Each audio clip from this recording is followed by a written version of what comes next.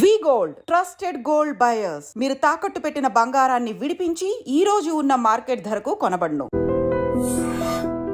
ఈ సినిమాల్లో మామూలుగా ఇప్పుడు ఈ కాస్టింగ్ కోచ్ అనేదో చెప్తూ ఉంటారు చూడండి. అవునవును. అది అందరూ చేస్తారంటే అందరూ చేయరు. ఇప్పుడు ఇవన్నీ కూడా మీరు చెప్పింది కానీ నేను చెప్పింది కానీ 1% టు బిలో 10% ఉంటారు అటువంటి వాళ్ళు. మీరు ఇండస్ట్రీ చూసారు కదా, అంతే సార్. ఏ హీరోయిన్ ఎంత స్థాయి హీరోయిన్ అయినా సరే కాస్టింగ్ కౌచ్కి ఒప్పుకోకపోతే అసలు హీరోయిన్ అయ్యే ప్రసక్తే లేదు అని ఒక మాజీ డైరెక్టర్ గారు ఒక బహిరంగ స్టేట్మెంట్ కాదు, ఒక ఇంటర్వ్యూలో చెప్పారు ఆయన. అది చెప్తూ ఉండొచ్చు, తప్పే ఉంది. వాళ్ళ నమ్మకం అయి ఉంటుంది, లేదా వాళ్ళ జరిగిందేమో, ఆయన చేసిన పని చేసిన కంపెనీల్లో అట్లా జరిగి ఉండొచ్చు. ఆయన ఎక్స్పీరియన్స్ ఏంటో మనకు తెలియదు కదా. నా ఎక్స్పీరియన్స్, నేను ఇన్ని సినిమాల్లో ఉన్నాను, ఇన్ని రోజుల నుంచి నేను ఉన్నాను. ఆల్మోస్ట్ 50 years అవుతాను నేను ఇండస్ట్రీకి వచ్చి. 50 yearsలో I have never seen that, to be frank. ఇది అబద్ధం కాదు, నిజం. ఇన్ఫ్యాక్ట్ నాకు రివర్స్ నేను ఎక్స్పీరియన్స్ చేశాను. ఫర్ ఎగ్జాంపుల్ ఎలా రివర్స్ అంటే ఏంటి సార్? వాళ్ళు they offer themselves, girls, women. అంటే ఆఫర్ అంటే సర్వైవల్ కోసం అంటారా? ఇంతే పాపం. వాళ్ళకి ఏముంటుంది, భయం. మనం ఏంటో తెలియదు కదా. సో ఇటువంటిది అయ్యి ఉంటుందిలే, మనం ఆఫర్ చేసేద్దాం, ఆయన అడగటానికి సిగ్గుపడుతున్నాడు, మనమే ఇచ్చేస్తే పోతుంది కదా అనే ఫీలింగ్లో. అలా ఉన్నారా సార్ హీరోయిన్స్? అందరూ ఎవరో ఒకళ్ళు ఉంటారమ్మా. ఇప్పుడు వీళ్ళు అడిగారు అన్న ఎంతమంది తక్కువ మంది ఉంటారో అట్లా అడిగే వాళ్ళు కూడా అంతే తక్కువ ఉంటారు. That's why I'm giving a parallel. అది అర్థమైంది. బట్ అలా బిట్వీన్ 1 to 10% ఉంటారు తప్ప. అప్పట్లో సెల్ ఫోన్స్ ఏవి ఉండేవి కాదు కదా సార్. ఏముండవు. అలా అడగడం ఎలా తెలిసేది మరి వీళ్ళకి? అంటే కబురు పెడతారా? అడగటం ఇవన్నీ డైరెక్ట్గా అడగటమే. అడిగేవాళ్ళు అనేవాళ్ళు డైరెక్ట్గా అడగటమే. ఎటు అడిగినా, వీళ్ళు అడిగినా వాళ్ళు అడిగినా, లేనా పెద్ద దానికి మొహమాటం సిగ్గులు ఏమి ఉండవు. It's very awkward sir. And అంటే ఇంత బ్యూటిఫుల్ పరిశ్రమలో ఈ ఒక్క విషయం ఇంత చర్చనీయాంశం అవుతుంది గత 10 ఏళ్లలో. అంటే చర్చనీయాంశం అంటే 2 రకాలమ్మది. ఇప్పుడు పిచ్చి ముందా పెళ్లి ముందా అంటే, ఇప్పుడు ఇద్దరికి ఇష్టమైతే ఇప్పుడు అడగగానే లొంగిపోతారు అనేది కూడా నేను నమ్మను. అన్లెస్ వాళ్ళకి ఒక అవసరం, నేను దీంట్లో సర్వైవ్ అవ్వాలంటే ఇది అయితేనే అవుతుంది అనుకుంటే లొంగొచ్చు. లేదంటే ఎందుకు లొంగుతారు వాళ్ళు? అలాంటి ఏమంటారు, మ్యూచువల్ బెనిఫిట్ కోసం జరిగితే జరగాలి తప్ప నేనేదో ప్రతి వాళ్ళు ఇట్లా చేస్తారంటే జరిగేది కాదు. మీరు ఎప్పుడైనా ఇబ్బంది పడే సందర్భాలు ఉన్నాయా సార్? ఎట్లా అంటే డైరెక్ట్లీ ఆర్ ఇండైరెక్ట్లీ మీకు ఒక కబురు పెట్టి మీ హీరోయిన్స్ ఒకటి అరా ఉంటాయి అంతే కాదు. అంటే అందరూ అలా వచ్చి ఉంటారు కదా, మీరు చెప్పారు కాబట్టి ఐఎమ్ ఆస్కింగ్. సో చాలా మంది చాలా జెంట్, చాలా మర్యాదగా సొంత పిల్లల్లాగా. నాకు ఆడపిల్లలే 3. సో వాళ్ళంతా మన ఇంటికి వచ్చి ఇంట్లో ఆడపిల్లలాగా ఉండేవారు తప్ప ఎవరు ఒకటి అరా 20 ఉన్నా కానీ పెద్ద విషయం. ఇవన్నీ అంటే ఇది ఇప్పుడు లేటెస్ట్గా మీరు కూడా మొన్న ఆఫ్ రికార్డ్ చాలా విషయాలు మీరు మాట్లాడినప్పుడు ఎక్స్ప్లెయిన్ చేసి చెప్పారు సార్. అదే ఈ జానీ మాస్టర్ ఇష్యూ తెరపైకి వచ్చినప్పుడు కూడా ఈ కమిటీలు వేయడం, వీటిని పరిష్కరించే దిశగా కమిటీల్లో ఉండేవాళ్ళు ఎవరు కూడా దిగొచ్చిన ఎవరు అంటే ఇట్స్ నాట్ సో ఈజీ కదా సార్. ఇవి హ్యూమన్ రిలేషన్షిప్స్ చాలా కాంప్లెక్స్గా ఉంటాయి. మీరు అన్నట్టు ఒక టైంలో ఇష్టం ఉండొచ్చు, ఒక టైంలో కాంప్రమైజ్ అవ్వచ్చు, ఒక టైంలో అది చెడుగా కనిపించవచ్చు, రకరకాలు ఉంటాయి, తప్పించుకోలేని పరిస్థితులు ఉండొచ్చు. ఏమిటవుతుంది sir? What you think is? అంటే ఇప్పుడు మీకు గతంలో మొదటి నుంచి కూడా చరిత్ర కనుకోండి, ఇతిహాసాలు తీసుకోండి, పురాణాలు తీసుకోండి. ఆయన వాల్మీకి గారు దొంగ, ఆయన తర్వాత మంచివాడు అయిపోయాడు. సో ఇట్లా మనుషుల్లో మార్పులు చాలా వస్తూ ఉంటాయి. మారిన ఇప్పుడు నేను మారిపోయాను, గతంలో తప్పు చేశాను నేను, ఇప్పుడు నేను మారిపోయి ఉంటే నువ్వు తప్పు చేసావంటే దానికి అర్థం లేదు కదా. సో నువ్వు గతంలో నువ్వు దుర్మార్గుడు కాబట్టి ఇప్పుడు ఏం చెప్తావంటే, ఇప్పుడు నేను మారిపోయాను, నేను సన్యాసిని అయిపోయా. బుద్ధుడు అంతకు ముందు రాజు, అశోకుడు అంతకు ముందు రాజు, వీళ్ళిద్దరూ బౌద్ధ మతానికి వచ్చినాక వాళ్ళు ఏమి చేయలే. బుద్ధుడు దేవుడు కాదంటావా? అంతే కదా సార్. సో మరి ఏ కాంటెక్స్లో చెప్తున్నారు అది? అంటే తప్పులు జరుగుతున్నాయి కానీ ఎట్లా ఉంటుందంటే, నేను విక్టిమ్ని అనుకోమ్మా, విక్టిమ్ కానీ లేకపోతే నా మీద ఎలిగేషన్ వచ్చింది అనుకోమ్మా. సో నాకు కడుపు రగిలిపోతూ ఉంటుంది. అంటే ఇది ఎట్లా ఉంటుందంటే, దీంట్లో ఇప్పుడు వస్తున్న ఇష్యూస్ అన్నీ ఏంటంటే, ఇప్పుడు ఇద్దరు మ్యూచువల్గా ఒకళ్ళకొకళ్ళు ఇష్టపడతారు. అప్పుడు కూడా కదా సార్, ఎప్పుడైనా కానీ ఇష్టపడతామో లేకపోతే సరెండర్ అవటమో ఏదైనా అనుకోండి. సరెండర్ అయినా కానీ తర్వాత కలిసి ఉన్నారుగా. అవును. నాతో సరెండర్ అయిపోయినాక ఇద్దరు కొంతకాలం కలిసి ఉన్నాం. ఇప్పుడు సరెండర్ అయిన వాళ్ళు నా మీద కేసు పెడతాం మొదలెడతాను వాడిని. అయితే సరెండర్ అయ్యి కొంతకాలం అయిపోయినాక నేనంటే వాళ్ళకన్నా మొఖం మొత్తి ఉండొచ్చు, నాకు వాళ్ళ మీదన్నా మొఖం మొత్తి ఉండొచ్చు. అది ఎవరికైనా ఎప్పుడైనా జరగచ్చు. ఉండొచ్చు. వాళ్ళు నాకు బయటికి వెళ్తా అంటే వదిలిపెట్ట బుద్ధి ఇదిగా ఒకరికొకరు మ్యూచువల్గా వదిలిపెట్టపోయినప్పుడు ఈ కేసులు గట్టలు కథలు వస్తాయి. అప్పుడు నువ్వు ఎట్లా మొన్నటిదాకా బాగానే ఉన్నావు కదా, ఇప్పుడు నేను అవసరం తీరిందని వచ్చావా అని ఒకళ్ళు ఈ రకంగా ఉంటాయి. న్యాచురల్, ఇది హ్యూమన్ సైకాలజీ ఇది. దాన్ని పట్టుకుని మనం మాట్లాడతాం కదా. ఇక్కడ ఏంటంటే నో మీన్స్ నో మీద మాట్లాడాలి మనం. ఇప్పుడున్న కొత్త సిస్టమ్, ఒకప్పుడు అది వేరు. ఇప్పుడు శీలం అనేది ఒకప్పుడు పవిత్రమైనదిగా మాట్లాడుకునేవాళ్ళం. ఇప్పుడు ఎంతమందికి శీలం సరిగ్గా ఉంది అంటే చాలా డౌట్లు ఉన్నాయి. అంటే శీలాన్ని శీలంగా చూస్తున్నామా లేదా అనేది పాయింట్. అంటే ఇది వరకు ఇట్ వాజ్ అ బిగ్ టాబు, అంటే ఇప్పుడు కాదు, అది ఇప్పుడు మోర్ నార్మలైజ్ అయిపోయింది. సో ఇప్పుడు దానికి ఏమవుతుంది ఆటోమేటిక్గా నీకు ఇష్టం లేనప్పుడు అవుతుంది. రోజు మనకి రిలేషన్షిప్లో ఉంటున్నాం, మనం రిలేషన్షిప్లో ఉన్నామని మనం ఫేస్బుక్లో పెట్టుకుంటున్నాం, ఇన్స్టాగ్రామ్లో పెట్టుకుంటున్నాం, అన్ని చోట్ల పెట్టేసుకుంటున్నాం. నెక్స్ట్ డే ఇప్పుడు బ్రేకప్ అయిపోయామని మనం పెట్టుకుంటున్నాం. సో మనమే అనౌన్స్ చేసుకుంటున్నాం వాట్ ఈస్ హ్యాపెనింగ్. అవును. ఆ తర్వాత మనకే కోపం వస్తే వాళ్ళ మీద కేసు పెడుతున్నాం. ఇది ఇప్పుడు దానికి ఎవరు బాధ్యులు అంటే కలిసి ఉన్నారు కదా. ఇప్పుడు ఏం పోయే కాలం ఏం తీపరం వచ్చింది మీకు అంటారు మా అమ్మమ్మ భాషలో మాట్లాడాలంటే.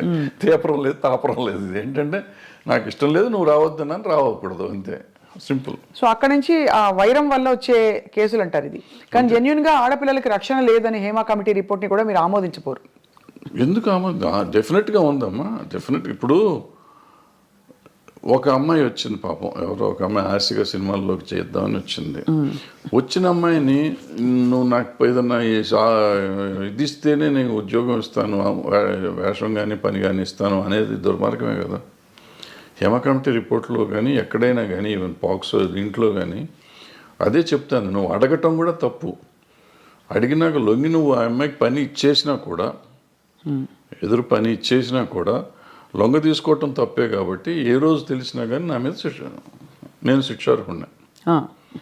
ఏమంటే మ్యూచువల్గా కలిసి ఉన్నాం కదా, నీకేంటి అని మనం అడగటానికి లేదు. ఇంకా కలిసి ఉన్నా కానీ నువ్వు లొంగ తీసుకున్నావు కదా.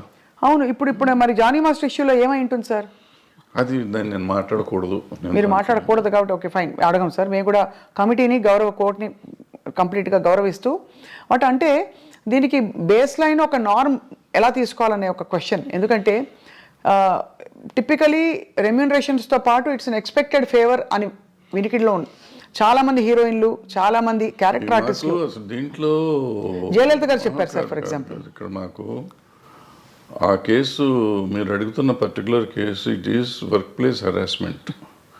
వర్క్ ప్లేస్ హెరాస్మెంట్లో అంటే మీరు పనిచేస్తున్నారు, మీరు సాక్షి టీవీలో పనిచేస్తున్నారు, లేకపోతే ఐ డ్రీమ్లో పనిచేస్తున్నారు. మీకు నాకు ఏదో వైరం ఉందో, లేకపోతే మన ఇద్దరికి సమ్ స్కోర్ సెటిల్ చేసుకోవాలి. నేను సడన్గా మీరు వెళ్ళి యాంకరింగ్ చేస్తా ఉంటే ఇట్లా జరుగుతుంటే మధ్యలో వచ్చేసి ఆపేసే స్వప్న బయటికి రామ్ టూమ్ అంటే that is work place harassment. ఏమీ చెయ్యిపోయినా అతను మనిషి మీకు చాలా ఇష్టమై ఉండొచ్చు, మీతో వాళ్ళకి ఉండొచ్చు, ఏదైనా అయి ఉండొచ్చు, but it's no business to can get into the premises. First point, that is work place harassment.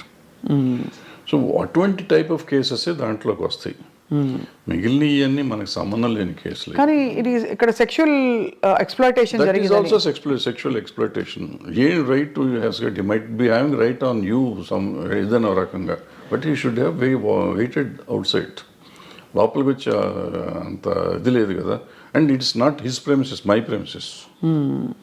అదే లోపల రావడమే తప్పు కదా. సో ఇవన్నీ అంటే మరి వీటికి పరిష్కారాలు ఉంటాయంటారా? బికాజ్ మూవీ ఆర్టిస్ట్ అసోసియేషన్ ఏముంటుందా పరిష్కారం? ఏదో ఉంటాయి, చట్టాలు ఉంటాయి, చట్టాలు చెప్పినవి సగం చేస్తూ ఉంటాం. చట్టాలు చెప్పినందువల్ల అవుతుందా? ఏది అవుతుందంటే మనం కూడా తప్పు చేసామా లేదా, ఇది తప్పా కాదా అనేది మనం ఆలోచించుకోవాలి. మనం కూడా కొంచెం పెద్ద మనసు చేసుకుని ఈ చూసి చూడనట్టు మనం వెళ్ళాలి. జరుగుతూ ఉంటాయి తప్పులు, నాతో జరుగుతాయి, మీతో జరుగుతాయి, ప్రతి మనిషితో జరుగుతాయి తప్పులు. ఆ తప్పుని మనం దాన్ని ఇంకొంచెం అల్లరి చేసుకుంటానికి ట్రై చేయకుండా దాన్ని సరిగ్గా పరిష్కరించుకుంటే ఈజీగా సాల్వ్ అయిపోతుంది. అసలు ఇష్యూ ఏముంది, ఎవరి పనులు చేసుకుంటున్నప్పుడు ఇష్యూస్ ఏముంటాయి ఇక్కడ? అది కరెక్టే కదా సార్ అది. కానీ okay, final question on this topic sir. వాతావరణం చాలామంది ఇప్పుడు క్యారెక్టర్ ఆర్టిస్టులు బయటకు వచ్చి ఇంటర్వ్యూలు ఇచ్చిన సందర్భాల్లో చెప్పారు, ఫలానా టైంలో నేను లొంగిపోవాల్సి వచ్చింది, నాకు ఆప్షన్ లేకపోయింది, రాత్రి 2 గంటలకి నా డోర్ వచ్చి కొట్టేవారు తాగేసి. మరి ఇవన్నీ ఏమిటంటే వీటిని ఏ పరిధిలో చూడాలి, ఏ కోణం నుంచి చూడాలి? ఇవి ఇంటర్వ్యూ అంటే ఇవేదో ప్రైవేట్గా చెప్పినవి కాదు సార్, బహిరంగంగా బహిర్గతంగా చెప్పారు. ఇప్పుడు ప్రాబ్లం ఏంటంటేనమ్మా, ఇక్కడ మన సమాజం ఫస్ట్ అసలు ఆడపిల్ల అంటేనే లోకువ, బయట కూడా సమాజంలో జనరల్గా సినిమాల్లో ఉన్నాడంటే అసలు మరీ లోకువ, అంటే వాళ్ళకి ఏదో taken for granted. Correct, taken for granted. So ఎవళ్ళైనా ఏదైనా చేయొచ్చు. అండ్ ఈ సినిమాల్లో నిజాలెన్నో అబద్ధాలెన్నో మనకేమీ తెలియదు, కానీ ప్రతి వాళ్ళకి ఒక ట్యాగ్ పెట్టేసి ఉంటుంది, ఈ అమ్మాయి ఆ అబ్బాయితో ఉంది, ఆ అబ్బాయి ఆ అమ్మాయితో ఉన్నాడు, సంథింగ్ ఉంటుంది. అవును. ఈ ఇంటాక్సికేషన్ స్టేజ్ వస్తుంది, నైట్ తలుపులు కొట్టే వాళ్ళంతా మందు కొట్టినాక వస్తారు. వాళ్ళకి ఈ నాకు దొరకలేదు, వాళ్ళకి ఈ టైప్లో ఉంటారు వీళ్ళంతా. దీని మీద ఈడే తలుపు కొట్టి ఆడి దగ్గరికి వెళ్ళా, నా దగ్గర రావా, ఈ టైప్లో ఉంటారు. ఇవన్నీ ఇటువంటి అంటే ఊరికి చెప్పు, దీని మీదే కాదు, బట్ అటువంటి జరుగుతానికి అవకాశాలు ఉంటాయి. రైట్. కానీ చాలా గొప్పగా గౌరవం నిలుపుకుని అద్భుతమైన సినిమాలు, అంటే నిజంగా కళాఖండాలు సృష్టించిన గ్రూప్స్, టీమ్స్, టెక్నీషియన్స్ ఎంతమంది ఉన్నారు సార్, చాలా గొప్పవాళ్ళు ఉన్నారు. అన్ఫార్చునేట్లీ వీటి గురించి ఎక్కువ మాట్లాడతాం కానీ మనం. అద్భుతం. ఇప్పుడు ప్రతి మనిషికి వీక్నెస్ ఉంటుందమ్మా, రకరకాల వీక్నెస్ ఉంటుంది. ఆ వీక్నెస్ ఏదైనా అయ్యి ఉండొచ్చు, అమ్మాయి అయ్యి ఉండొచ్చు, కులం అయ్యి ఉండొచ్చు, మతం అయ్యి ఉండొచ్చు, ఇంకోటి ఉండొచ్చు. సో ఆ వీక్నెస్ని గురించి మనం మాట్లాడితే, ఇప్పుడు ఎప్పుడు మంచిని గురించి కూడా మాట్లాడవచ్చు కదా. తప్పకుండా. మంచిని గురించి మాట్లాడితే, ఇప్పుడు ఈ అమ్మాయిల వీక్నెస్ని గురించే మాట్లాడితే ఇవాళ సమాజంలో ఎంతమంది నిలబడతారు?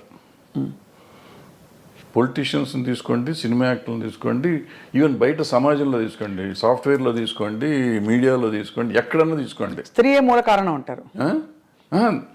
ఇప్పుడు నేను ఇది ఉంది కదా, ఈ కేసు ఉంది కదా, ఇది మన ఐసీని పెట్టిన కోర్టు, అదే పాష్ రూల్స్ ప్రకారం తీసుకుంటే ఈ చెప్పిన ఏ సెక్టర్లో అయినా మగవాళ్ళు ఉంటారా? ఉండరు. కొంతమంది బహిరంగంగా బయటకు వచ్చేవి, కొంతమంది రాకుండా, కొంతమంది దాని ఇప్పుడు నువ్వు మా ఇందాక వచ్చి నీ షేక్ హ్యాండ్ ఇస్తే కూడా తప్పే, నీ చెయ్యి నా చేతికి తగిలితే తప్పే, అకార్డింగ్ టు ఈ పాష్ act. Bad touch good touch అంటారు. నువ్వు బ్యాడ్ టచ్గా ఫీల్ అయ్యావు, నేను గుడ్ టచ్ నీకు ఇచ్చింది. అలా కూడా పెడతారు సార్ కేసులు? బ్యాడ్ టచ్ గుడ్ టచ్ అవుతుంది కదా, ఉంది. బట్ అంటే దానికి ఒక సమంజసమైన పరిధి నిజంగా ఉండొచ్చు. నీకు నువ్వు ఫీల్ అయ్యి ఉండొచ్చు, నేను ఫీల్ అయ్యి ఉండకపోవచ్చు, నువ్వు ఫీల్ అయ్యి ఉండొచ్చు. నువ్వు ఫీల్ అయితే కేసేగా. అది మొత్తానికైతే క్లిష్ట పరిస్థితుల్లో అలా మామూలుగా వస్తున్నావు. నేను చనువుగా ఫాదర్లీ ఫీలింగ్ స్వప్న బలి చేసావని దెబ్బేసాను అనుకో, అమ్మాయిని ముట్టుకున్నావు, కొంపమని కింద అయిపోయావు. నువ్వు కేసు పెడితే నేను అయిపోయాను. సో అందుకే చాలా అతి జాగ్రత్తగా ఉండవలసిన టైం, చాలా జాగ్రత్తగా ఉండాల్సిన పరిస్థితులు వచ్చినాయి. ఇప్పుడైతే మాత్రం as long as this posh case this act ఉన్నంత కాలం అతి జాగ్రత్తగా ఉండకపోతే కొంపలు మునుగుతాయి. అండ్ ఇప్పుడు సోషల్ మీడియా వచ్చాక అసలు క్షణాల్లో అన్ని వైరల్ తర్వాత ఇంకా చాలా జాగ్రత్తగా ఉండాలి. అంటే డెఫినెట్గా ఇవన్నిటి వల్ల కొంత మార్పు వస్తుంది. 100% పోతుందా అంటే నేను అంత ఈజీ కాదు. ఎందుకంటే ఆడపిల్లలు కూడా కొంచెం స్ట్రాంగ్ అవ్వాలంటే ఉన్నారమ్మా, చాలా స్ట్రాంగ్ ఉన్నారు ఆడపిల్లలు, అంత ఈజీగా ఏం లేరు. కొంతమందికి సర్వేల కోసం లొంగేవాళ్ళు ఉంటారు. సర్వేల కోసం నేను ఏదైనా అచీవ్ చేయాలి, ఎలాగైనా అచీవ్ చేయాలనుకునే వాళ్ళు కొంతమంది, ఏమీ చేయకుండా నేను అచీవ్ ఎందుకు చేయలేను, నా టాలెంట్తో నేను ఎందుకు అచీవ్ చేయలేను చేసిన వాళ్ళు ఉన్నారు, చేస్తున్నారు కూడా. ఆ రకంగానే అచీవ్ చేస్తారు, ఈ రకంగానే అచీవ్ చేస్తారు. ఎవళ్ళు రైట్ ఎవళ్ళు తప్పు అంటే tell me one name sir who you have great respect for, అంటే ఇన్ దిస్ రిగార్డ్ వాళ్ళ కష్టపడి పైకి వచ్చారు. అంటే నేను క్యారెక్టర్ పర్స్పెక్టివ్ నుంచి చెప్పట్లేదు సార్, జస్ట్ ఏ విధమైన కంపల్షన్స్కి లొంగాల్సిన అవసరం లేకుండా పైకి వచ్చిన నటీమణులు మీరు చాలా గౌరవించేవాళ్ళు. మీకు వాణిశ్రీ గారు ఎక్కడ వచ్చారు? ఆవిడ ఎక్కడ జూనియర్ ఆర్టిస్ట్, ఆవిడ అసలు ఏ రేంజ్కి వెళ్ళారు? అసలు హీరోస్ని కమాండ్ చేశారు, ఇండస్ట్రీనే కమాండ్ చేసే లెవెల్కి వెళ్ళారు. హయ్యెస్ట్ పెయిడ్ ఆర్టిస్ట్ ఆవిడ. సింపుల్, ఆవిడ అంతకంటే గొప్పవాళ్ళు ఎవరు లేరు మార్కెట్లో. భానుమతి గారు అంటే వాళ్ళు వేరే, భానుమతి గారు కమాండ్ చేశారు. నేను జమున్ గారు కూడా మామూలుగా ఇచ్చారు, ఆవిడ కమాండ్ చేశారు. ఆవిడ రామారావు గారు నాగేశ్వరరావు కాదని చెప్పి ఆ రోజుల్లో షీ గుడ్ విత్ స్టాండ్. మనం అనుకుంటాం రామారావు నాగేశ్వరరావు కంటే వేరే లేదు ఆ రోజుల్లో, ఆల్టర్నేటివ్ లేని పరిస్థితుల్లో ఆవిడ నిలబడి మళ్ళీ వాళ్ళిద్దరూ ఆవిడతో కాంప్రమైజ్ అయ్యారు తప్ప ఆవిడ వాళ్ళతో కాంప్రమైజ్ అవ్వలేదు. సో ఇప్పుడు ఇదేం లేదు, అదే ఏదో అయిపోతుంది అదేం లేదు. సౌందర్య గారు చెప్పుకుంటా పోతే ఎవరైనా ఉంటారు, ఎవరికి ఉండే వీక్నెస్ వాళ్ళకు ఉంటుంది. ఆ వీక్నెస్లోని మనకి సంబంధం లేదు, వాళ్ళ పర్సనల్ ఇష్యూస్ అయ్యి. కరెక్ట్ అండి, అంతే సార్. అంతే తప్ప వీళ్ళంతా ఇటు లొంగిపోయారా ఉన్నారా? వాణిశ్రీ గారు ఏం చేశారు అసలు? ఆవిడ ఏంటి అక్కడ ఎక్కడి నుంచి వచ్చింది? కానీ ఆ రోజుల్లో ఎవరు మనసు పడలేదా సార్ వాణిశ్రీ గారిని చూసి? చాలా పడితే పడ్డారు, ఆ గొడవ మనకు సంబంధం లేదు. బట్ ఆవిడ డిక్టేట్ చేసింది కదా. అవును, ఆవిడ వచ్చిన రోజు నుంచి ఆవిడ అట్లా ఎదుగుదల వచ్చింది కదా అవును, సినిమా ఇండస్ట్రీలో.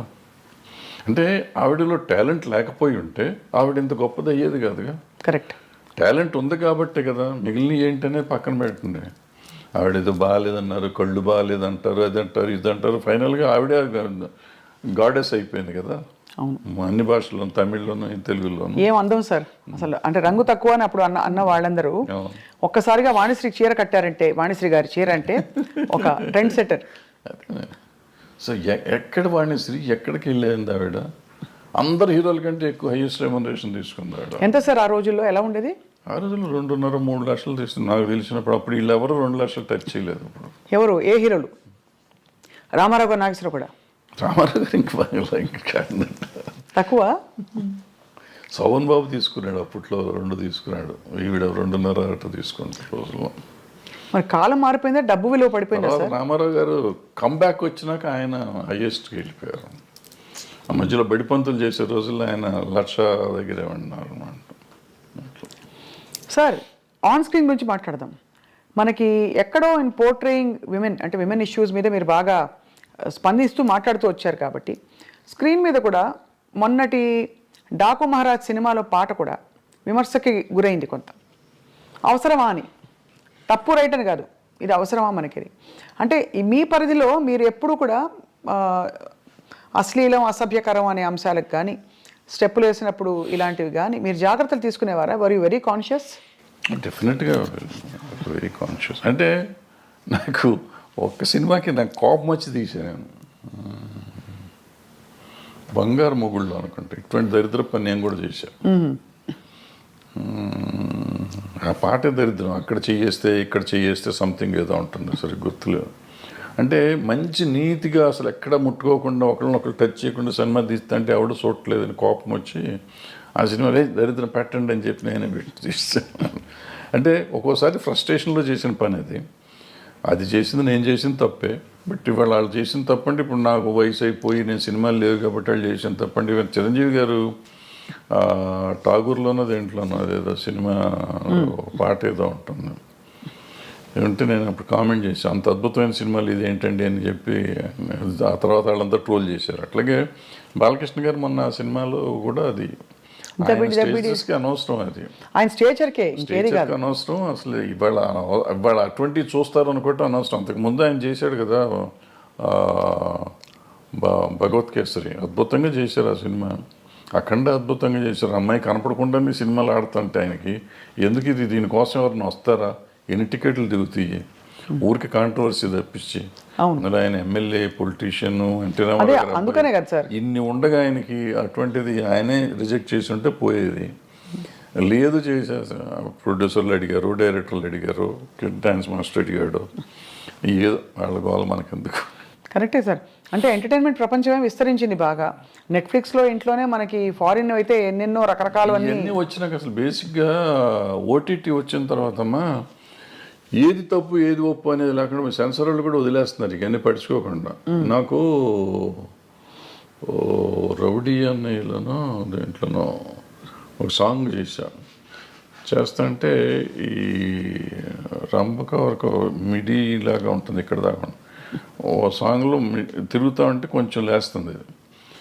సినిమా రిలీజ్ అయినాక నాకు సెన్సార్ ఆఫీసర్ ఫోన్ చేసి సార్ ఇక్కడ ఎక్కడో ఉంది సార్, ఎవరో జనం అంటున్నారు సార్, కట్ చేయండి సార్ అని. రిలీజ్ అయిన తర్వాత కట్ చేశాను నేను. జస్ట్ ఊరికే మిడి మిడి ఇది ఇక్కడ ఉంది, అది ఇప్పుడు గాలికి ఎగిరింది, వెళ్తే ఇంతవరకు ఎక్స్పోజ్ అయింది. నేటి దౌర్జన్యం అనే సినిమాలో ఒక సాంగ్లో వాణి విశ్వనాథ్ గారికి స్విమ్మింగ్ సూట్ వేసా, ఒక బిట్ వేస్తే సెన్సార్ కట్ చేశారు. అదే టైంలో బొబ్బిలి రాజాలో ఆమె సినిమా అంతా చొక్కా వేసుకుని కింద ఏమి లేకుండా దివ్యభారతి, అవును, దివ్యభారతి, అది ఫుల్ సినిమా వదిలిపెట్టారు. నాకు ఒక బిట్ ఏంటంటే దాంట్లో వదిలేరు కదండి అంటే, ఆ సినిమా అంతా దాని మీద ఉంది, నీ సినిమా అది లేదు కదా, ఎందుకు నువ్వు చేయాలంటారు.